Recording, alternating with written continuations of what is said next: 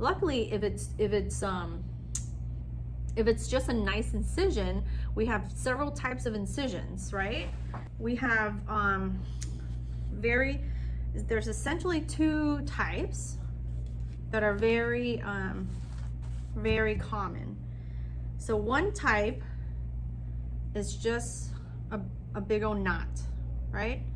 The individual knots like this. They're just really, really small, but they look like knots like this, right? And there'll be a bunch of them. The biggest thing that you could do is if you are starting out with taking out incisions, you want to, if it looks closed, right? If it looks closed, you can have them, wash their hands. You can do a little bit of manual treatment with just a little cream so then that it's not so dry and cakey, like so hard. And then you can take your stuff out. So you always want to have your hands stable, right? So I'm going to put it like this. You always want them to be stable, palms down or palms up, or if you're doing anything here, do it here. If it's a incision here, you might have to do it with them like with their hand up, or if possible to turn like this. You always want them down and stable because they're gonna move and they're gonna mess you up and it's gonna make you take too long. And you don't want that because that's a pain in the ass. So, key thing here is to find that knot and to pull it up. You've got to find that knot and pull it up, right? And then the key is then you take your scissor and you kind of go a little bit under. Let me see.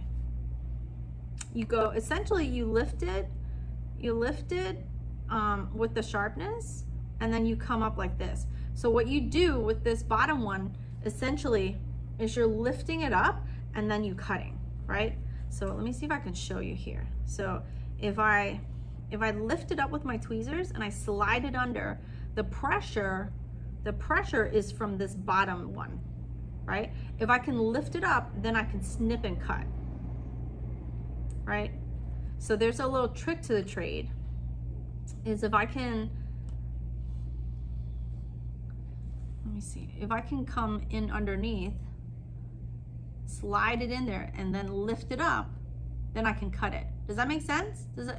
Right? But if you're trying to dig in and cut like this, it makes it harder. So you want to do a little slide in and lift up and then cut, right?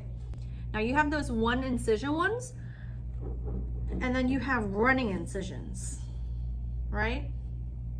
You have running, have you guys seen those? Running incisions, right?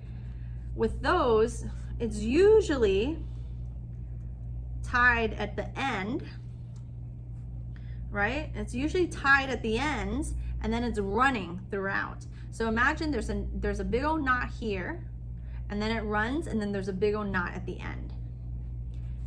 The key thing here is to get started on that knot, you've got to cut it here. It's almost, you have to pull and cut. You have to pull, cut, right? So when you cut, this pulls up.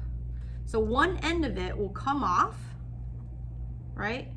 One end will come off, and then the other end will stay inside, and then you take your tweezers, you go underneath that running stitch and pull it out. Underneath the next stitch and pull it out. When it gets really long, you cut one end and then you keep running that stitch out. Does that make sense? The running stitches are easy. You just have to understand that it's running and it's one continuous loop. But to pull it through their whole incision might hurt them. So you might take a certain amount out, cut it, run it more, take it out, cut it, run it more. All right? So those essentially are two of your most common ones.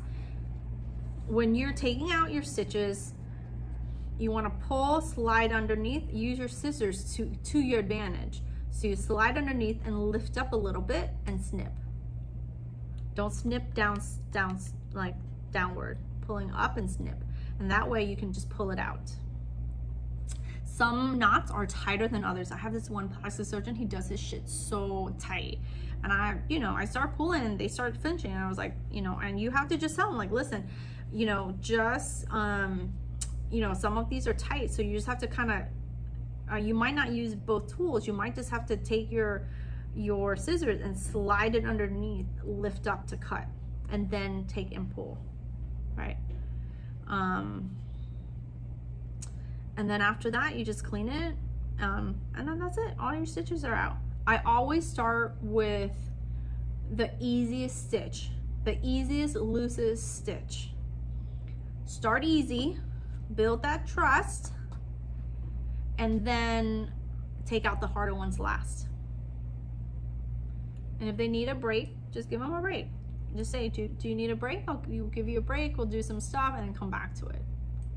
And then in the end, I usually put everything inside, whatever's used or unused, I just toss it. Now, if I have material, like here, I have extra material, I'm not gonna throw this away, but I can't add it back to my pile.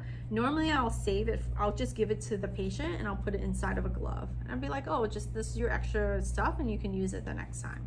Hey therapy friends, it's Huang here. Thanks again for watching my video. And if you like videos like this that can help you just crush it in the hand therapy world as an occupational therapist, then hit the subscribe button and enjoy the video. Thanks again for watching.